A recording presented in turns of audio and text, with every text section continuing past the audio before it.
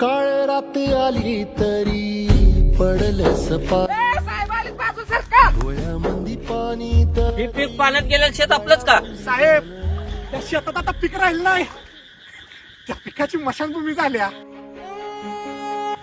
साहेब तुम्ही बोला, मी फुटेज घेतो. हा घ्या.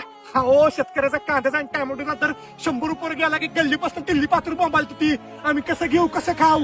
आजी हे पीक पाण्यात आहे ना, त्याला शेतकरी त्याच्या पोरासारखा जपतोय. आज त्याचं पोरग पाण्यात आहे, आता बोंबला म्हणाव गल्लीपासून दिल्लीपर्यंत. अहो शेतकऱ्यापर्यंत मदत पोहोचण्यासाठी आमच्यापर्यंत चालू आहे ती. साहेब त्या सोयाबीनवर आमची दिवाळी होणार होती, आता ती आम्हाला मिळेल का हो? ए देवा, ती कलियुग संपल्यावर तर शेतकऱ्याचे दिवस येतील का रे? बळ दे झुंजाया तिरपची ढाल दे नवी ती पंच प्राण